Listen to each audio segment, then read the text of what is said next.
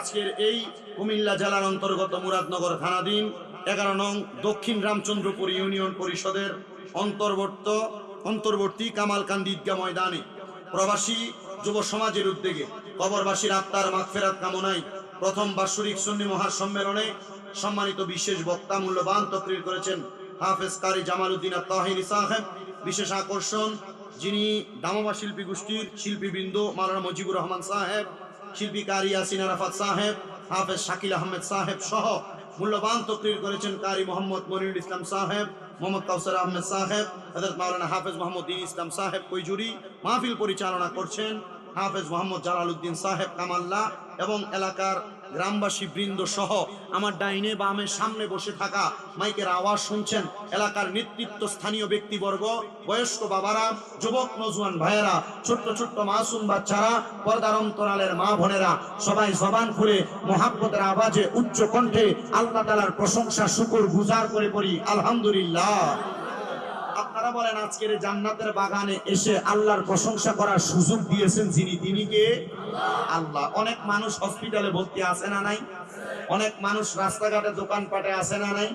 অনেক মানুষ আজকে ওই কি বলে কামালকান্দি এলাকায় মাহফিল, মেয়ের জামাইরে দাওয়াত দিছে, সুন্দর দেশি মুরগা সব কইরা ভালো করে খাওয়াইয়া এখন ঘরে ঘুম ফাতায় রাখছে।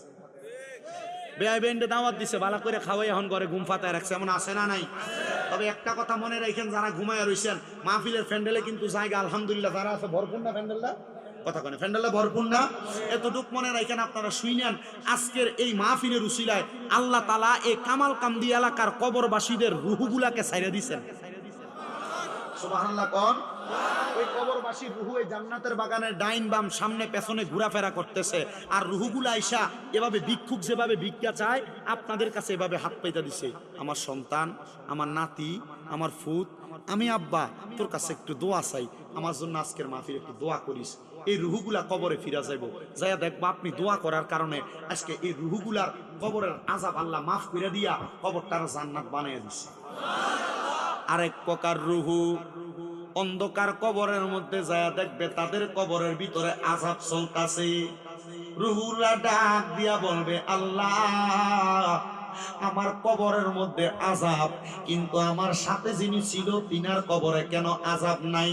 আমার আল্লাহ তাআলার ফেরেশতারা জবাব দিবে, রুহু তোমার সন্তান কামালকান্দির জান্নাতের বাগানে বইসা তোমার জন্য দোয়া করে নাই, দুনিয়ার আড্ডাবাজি রং তামাশার মধ্যে মশগুল ছিল, এই জন্য তোমার কবরটা এমন আযাবযুক্ত।